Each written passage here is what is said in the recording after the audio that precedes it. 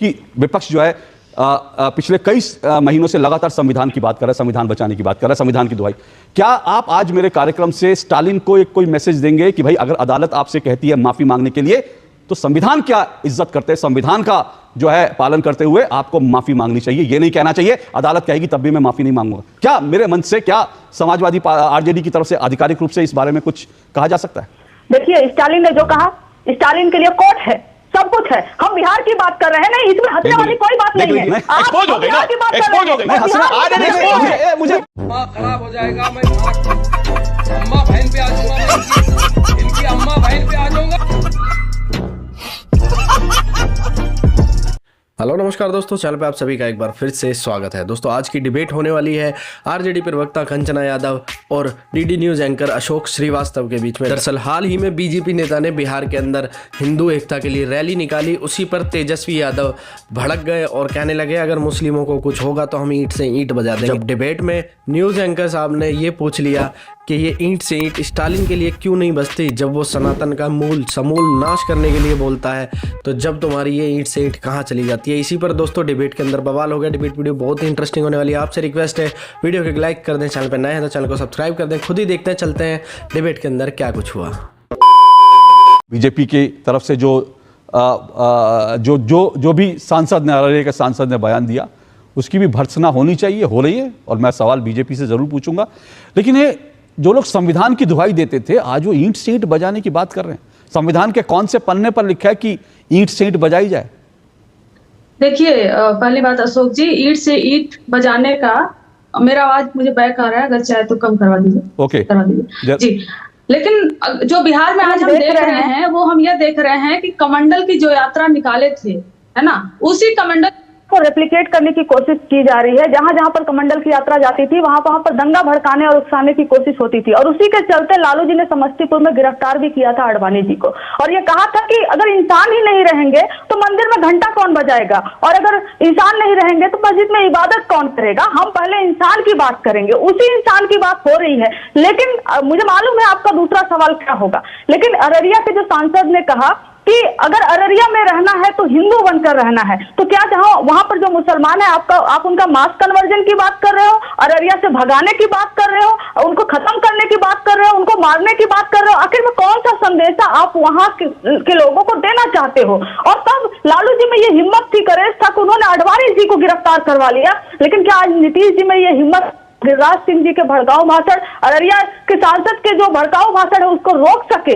और उनको गिरफ्तार करने की बात छोड़ दीजिए? क्या उनकी यात्रा को रोक सकते हैं? क्या उनको कह सकते हैं नहीं ये गलत है ये सही है? नहीं कर सकते, उनके में हिम्मत नहीं है। तो जब आप एक माइनॉरिटी को सीधे टारगेट करते हो कि रहना है तो हिंदू बनकर रहना है, वो कहाँ जाएंगे? आप इस तरह से एक पूरे माइनॉरिटी को खत्म करने की बात कर रहे हो उस संदर्भ में कि धर्म और जाति के आधार पर दंगा फसाद नहीं होने देंगे। अगर आप लाख कोशिश करेंगे, हम उसके बीच में खड़े हुए हैं। हम नहीं चाहेंगे यहाँ पर हिंदू हो, मुसलमान हो, सिख हो, ईसाई हो। ये बात भी आपको तेजस्वी जी की चलानी चाहिए थी।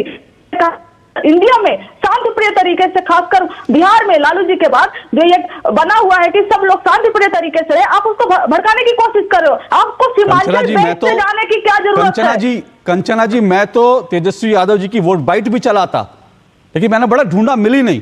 मैं वो बाइट भी चला था जब उन्होंने स्टालिन को यह जवाब दिया था, अगर दिया था मुझे नहीं मालूम। अगर उन्होंने स्टालिन को कहा था कि सनातन को नष्ट करने की कोशिश करेंगे तो मैं ईंट से ईंट बजा दूंगा, अगर तेजस्वी यादव ने बयान, मैं ढूंढ रहा था लेकिन मुझे मिला नहीं, अगर मिला तो मैं और भी बयान चला था। अशोक जी, आपका उत्तेजना आपकी जगह सही है, लेकिन मेरी ये उत्तेजना है कि अगर आपको किसी ने, मैं हिंदू हूँ, हिंदू को डिफाइन करने के लिए उसका अधिकार मैं गिरिराज सिंह को क्यों दूं कि वो डिफाइन करेंगे कि हिंदू कौन है, हिंदू कौन नहीं है, हिंदू कैसे रहता है, हिंदू कैसे नहीं रहता है। वो हमारे लिए पृष्ठ जो वो काम करते हैं हिंदू, हमने उनको अधिकार नहीं दिया। और जब महादलितों का 80 घर जलाया गया तो कहां पर थे गिरिराज सिंह? क्या वो हिंदू में नहीं आते थे? कब वो बोले कि मैं जा रहा हूँ 80 महादलितों के घर, उनको बचाने जा रहा हूँ, हमारे हिंदू भाई, महादलित भाई खतरे में है? जब जहरीली शराब पीकर 65 लोगों की मृत्यु हो गई, दर्जनों की आंखें चली गई, तो हिंदू नहीं थे, तब क्यों नहीं बोले गिरिराज सिंह कि मैं जा रहा हूँ उन परिवारों के यहाँ जिनके घर पर मातम बना हुआ है? कंचना जी, गिरिराज जी पर आपका गुस्सा जायज है, वो आप विपक्ष के नेता हैं और उन्होंने जो यात्रा निकाल रहे हैं उनसे अगर आपकी सैद्धांतिक असहमति है तो आप बिल्कुल गुस्सा करिए, नाराज होइए कि उन्होंने ऐसी यात्रा क्यों निकाली, हिंदू स्वाभिमान यात्रा क्यों निकाली। लेकिन मैं फिर कह रहा हूं ना, मैं ये कह रहा हूं, ये गुस्सा एक तरफा क्यों होता है भाई विपक्ष को? ये विपक्ष को संविधान की याद तब क्यों नहीं आती जब हिंदुओं पर लगातार इस तरह के हमले होते हैं? और बिल्कुल ठीक कहा, बिल्कुल ठीक कहा आपने, आपकी बात से पूरी तरह से सहमत हूं। ये जो है गिरिराज जी के पास जो है वो ठेका नहीं है हिंदुओं का, लेकिन मुसलमानों का ठेका तो आपकी पार्टी के पास है ना, इसीलिए तेजस्वी ने दिया। मैं तो ये कह रहा हूं कि हिंदुओं का भी ठेका आप लीजिए ना।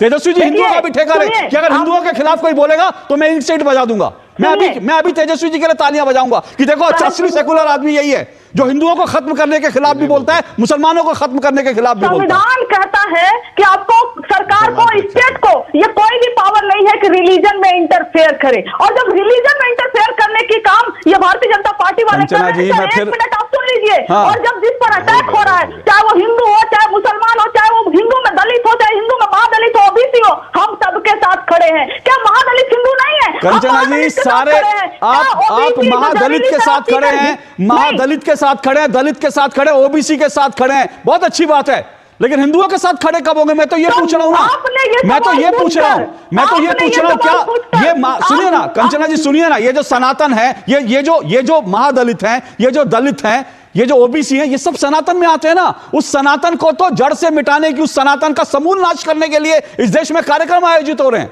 तो क्यों नहीं आवाज उठाई भाई? अशोक जी, आपने जो अभी सवाल किया कि आप महादलित के साथ खड़े हैं, दलित के, ओबीसी के साथ खड़े, आप हिंदुओं के साथ नहीं खड़े, तो आप ये कहना चाहते हैं कि महादलित हिंदू नहीं है? मैं ये कहना चाहता हूं, मैं ये कहना चाहता हूं कंचना जी, आप हिंदुओं को बांट रहे हैं। मैं ये कहना चाहता हूं, कंचना जी सुनिए, कंचना जी सुनिए, मैं ये कहना चाहता हूं, आप हिंदुओं को बांट रहे हैं, महादलित और हिंदुओं को बांट के कमजोर कर रहे हैं। आप कभी उसके खिलाफ नहीं बोलते जो हिंदुओं का समूल नाश करने की बात करता है। आप कभी नहीं कहते कि हिंदुओं का समूल नाश करने की बात करना गलत है। आप कभी नहीं कहते कि हिंदुओं को एड्स, डेंगू, मलेरिया कहना पाप है। ये आप कभी नहीं कहते। सवाल इसी पर है कि विपक्ष जो है पिछले कई महीनों से लगातार संविधान की बात कर रहा है, संविधान बचाने की बात कर रहा है, संविधान की दुहाई। क्या आप आज मेरे कार्यक्रम से स्टालिन को एक कोई मैसेज देंगे कि भाई अगर अदालत आपसे कहती है माफी मांगने के लिए, तो संविधान क्या इज्जत करते हैं, संविधान का जो है पालन करते हुए आपको माफी मांगनी चाहिए, ये नहीं कहना चाहिए अदालत कहेगी तब भी मैं माफी नहीं मांगूंगा? क्या मेरे मन से, क्या समाजवादी आरजेडी की तरफ से आधिकारिक रूप से इस बारे में कुछ कहा जा सकता है?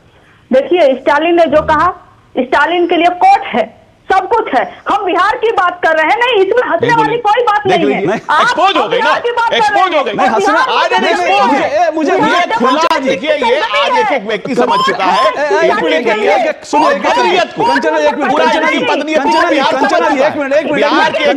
समझ चुके इनकी पत्नीयत। कंचना जी सुनिए, एक मिनट जी। कंचना जी, आप मुझे हंसी पता क्यों आई? आपने ये नहीं कहा कि गिरिराज जी के लिए कोर्ट है। गिरिराज जी के लिए तो आप ईंट से ईंट बजाने की बात करती हैं कि गिरिराज जी ने बयान दे दिया अररिया के सांसद तो ईंट से ईंट बजा देंगे, और जो स्टालिन के लिए अदालत है। तो यही मैं कहता हूं, यही आप लोगों का जो सेकुलरवाद है ना, यही ढकोसला लगता है, चमत्कारी है। आपको ये बात बताइए, गिरिराज सिंह का भी उसी कोर्ट के माध्यम से होगा, जवाब दिया जाएगा। गिरिराज सिंह जी को भी सरकार के माध्यम से सवाल पूछा जाएगा कि जब बिहार में भड़काऊ भाषण दे रहे थे नीतीश भाई, मैं यही तो कह रहा हूं कंचना जी, मैं यही तो कह रहा हूं भाई। कंचना जी मेरी बात सुनिए, कंचना जी मेरा तर्क समझिए, मैं यही तो कह रहा हूं, अगर अररिया के सांसद ने गलत बयान दिया तो आपके पास इस बात की पूरी ताकत है और आप ये कर सकते हैं और आपको करना चाहिए। आपको अदालती प्रक्रिया अपनानी चाहिए, उनके बाद उसको माफी मांगनी पड़ेगी अगर अदालत कहेगी तो। लेकिन मैं ये कह रहा हूं कि एक तरफ और ये जो अभी इन्होंने कहा जो है धनंजय गिरी जी ने, इस देश में आए दिन सरतन से जुदा के नारे लग रहे हैं। क्या कभी विपक्ष के किसी नेता ने, मैंने आज तक नहीं सुना किसी विपक्ष के नेता ने कभी कहा कि जो सरतन से जुदा के नारे हिंदुस्तान में लगाएगा उसकी ईंट से ईंट बजा देंगे? किसी की मां ने अपना दूध नहीं पिलाया कि वो भारत में रहकर के सरतन से जुदा कर देगा। मजा आया, और मैं ये जो मजा है हिंदुस्तान के हर व्यक्ति को देना चाहता हूं। दोस्तों, उम्मीद है पूरी डिबेट देखने के बाद आप इनका डबल स्टैंडर्ड समझ पाए होंगे। क्या कहना चाहते हैं कमेंट कर दें। फिर मिलते हैं एक और वीडियो के साथ, तब तक के लिए जय हिंद, वंदे मातरम, जय श्री राम।